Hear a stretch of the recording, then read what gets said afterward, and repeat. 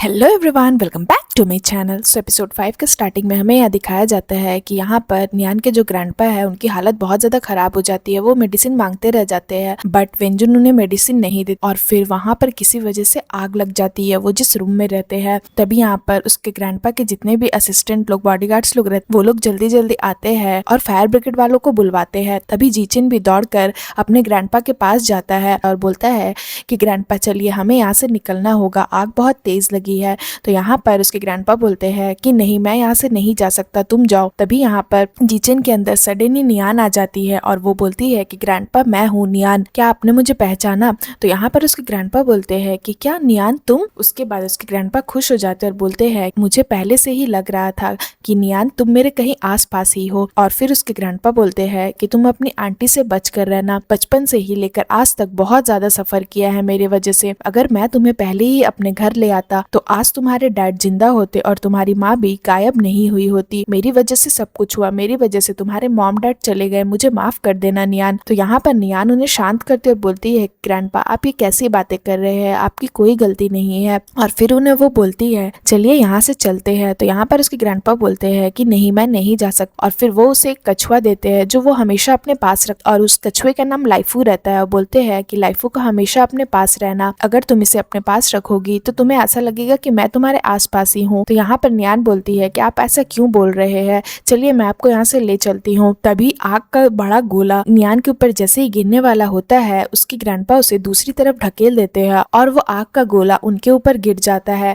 यहाँ पर नियान बहुत जोर से रोने लगती है और फिर उनकी डेथ हो जाती है। फिर हमें नेक्स्ट सीन में दिखाया जाता है कि यहाँ पर वेंजुन अपने डैड का फोटो देखकर रो रही होती है और वो बहुत ज्यादा सदमे में रहती है और बोलती है कि नहीं, मैंने आपको नहीं मारा है। और उसके हाथों से खून आ रहा होता है जो वो अपने डैड के गालों पर लगा देती है और बोलती है कि मैंने तो कुछ गलत किया ही नहीं, मैंने आपको नहीं मारा है, आपने ही बचपन से मुझे कभी प्यार किया ही नहीं। मैं क्या चाहती थी, मैं तो बस एक बाप का प्यार चाहती थी जो आपने मुझे कभी नहीं दिया। और तभी यहाँ पर वेंजुन की बेटी आती है और उससे बोलती है कि मॉम आपको क्या हो गया, आपके हाथों से खून आ रहा है। वेंजुन जो है वो जैसे ही ईरान को देखती है उसमें उसे नियान दिखती है और बोलती है कि नियान तुम वापस आ गई। और फिर वो अपनी ही बेटी को डांटने लगती है नियान समझकर और बोलती है कि ये सब कुछ तुम्हारी वजह से हुआ, तुमने ही डैड को मारा है। और फिर वो उसका गला दबाने लगती है। तो यहाँ पर यूरान बोलती है कि मॉम आप ये क्या कर रहे हो, मैं हूँ आपकी बेटी, मैं नियान नहीं हूँ, छोड़ो मुझे। और फिर यहाँ पर वेंजुन होश में आती है और फिर बोलती है कि ईरान तुम। उसके बाद वो सारा गुस्सा फिर से ईरान पर निकालती है और बोलती है कि ईरान तुमने बचपन से ही मुझे कभी भी प्राउड फील कराया ही नहीं, हमेशा डैड नियान के बारे में ही बात करते थे, उसकी तारीफ करते थे, तुमने कभी कुछ ऐसा किया क्यों नहीं डैड के सामने कि वो तुम्हारी तारीफ कर पाए? अगर तुम ऐसा कुछ की रहती तो आज तुम उस कंपनी की सीईओ होती। तो यहाँ पर यूरान बहुत डर जाती है अपनी मॉम से, बोलती है कि मॉम आप टेंशन मत लीजिए, मैं आपकी हेल्प करूंगी, आपको जो भी मदद चाहिए मुझे बताइए। तो यहाँ पर वेंजुन बोलती है जब से तुम्हारा जन्म हुआ है तुम्हें जो कुछ भी चाहिए, तुम्हारी सारी विशेष मैंने पूरी की, और मेरी जैसी औरत का तो कोई वीकनेस होना ही नहीं चाहिए, मैं बहुत स्ट्रांग हूँ। लेकिन जब से तुम आई मेरी जिंदगी में तुम मेरी वीकनेस बन गई, तुमने मेरी लाइफ बर्बाद कर दी। मैंने तुम्हें सब कुछ दिया लेकिन तुमने मुझे कुछ भी नहीं दिया।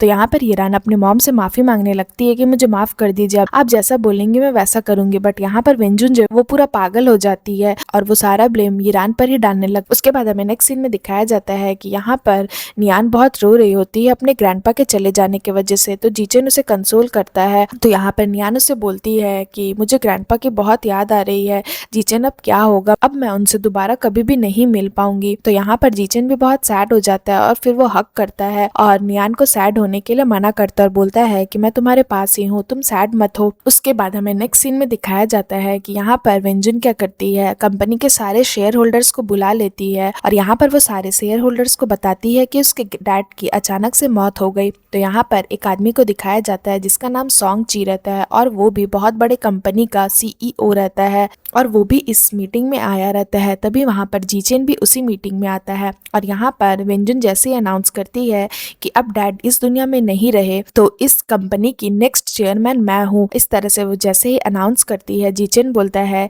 कि ग्रैंडपा के गए हुए कुछ दिन भी नहीं हुए और आपने इतनी जल्दी अपने आप को चेयरमैन साबित भी कर दिया। किस बेसिस पे आपने इतनी जल्दी अपने आप को चेयरमैन साबित कर दिया? कहीं ऐसा तो नहीं कि आप चेयरमैन का पोजीशन हासिल करने के लिए ग्रैंडपा को मार दिया हो? तो यहाँ पर व्यंजन बोलती है ये मैंने डैड और इस कंपनी के अच्छे के लिए ही किया है और डैड भी यही चाहते थे कि मैं इस कंपनी की चेयरमैन बनूं। तो यहाँ पर जीचन बोलता है नियान इस कंपनी की सबसे बड़ी लार्जेस्ट शेयर होल्डर है, तो अगर लीगली देखा जाए वो इस कंपनी की चेयरमैन बननी चाहिए। तो वहाँ पर जितने भी शेयर होल्डर्स रहते हैं जीचन की बात पर सहमति जताते हैं। तो यहाँ पर व्यंजन बोलती है कि मरने से पहले डैड ने अपने सारे शेयर्स मेरे नाम कर दिए थे, तो मैं इस कंपनी की सबसे बड़ी शेयर होल्डर हूँ। तो यहाँ पर नियान बोलती है कि जरूर इसने ही मेरे ग्रैंडपा को मारा है। उसके बाद यहाँ पर जीचन जैसे ही सॉन्ग ची को देखता है वो उसकी रिंग को देखकर समझ जाता है कि हॉस्पिटल में जिस दिन नियान का बॉडी जो ले जा रहा था वो कोई और नहीं बल्कि यही सॉन्ग ची था, और ये चीज वो नियान को बताता है। और यहाँ पर विंजुन तब तक अनाउंस करती है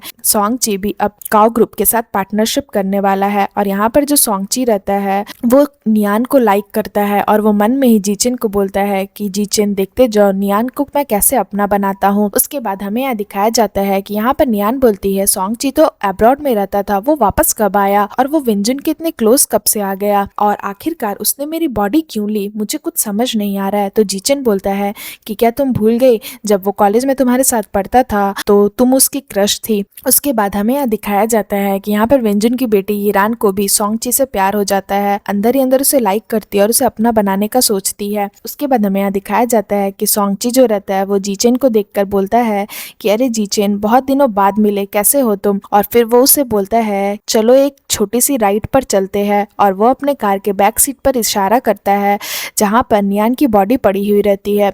तो नियान जैसे अपनी बॉडी को देखती है वो बहुत ज्यादा टेंस्ड हो जाती है, बोलती है मेरी बॉडी सॉन्ग ची के पास। और यहाँ पर सॉन्ग ची क्या करता है अपना कार लेकर निकल जाता है और जीचन भी उसके कार के पीछे पीछे जाता है, उसका पीछा करता है। यहाँ पर सॉन्ग ची को ये चीज पता रहता है कि जीचन उसका पीछा कर रहा है, इसलिए वो और स्पीड में कार चलाता है। और इधर नियान भी जीचन को बोलती है कि स्पीड चलाओ, हमें सॉन्ग ची को पकड़ना ही होगा। तो यहाँ पर जीचन बोलता है आज लास्ट मौका है हमारे पास तुम्हारी बॉडी को लेने का, और जीचन बोलता है आज मैं इस मौके को जाने नहीं दूंगा। और फिर वो अपना कार बहुत स्पीड से चलाने लगता है और तभी जीचन के कार के सामने एक कार आ जाती है जिसकी वजह से जीचन के कार का एक्सीडेंट हो जाता है। और जैसे उसके कार का एक्सीडेंट होता है बहुत तेज उसके कार में आग लग जाती है और फिर सीन यहाँ पर खत्म हो जाता है। सो फ्रेंड्स अगर आपको मेरी ये एपिसोड अच्छी लगी हो तो प्लीज मेरे वीडियो को लाइक करिएगा, मेरे चैनल को सब्सक्राइब करिएगा।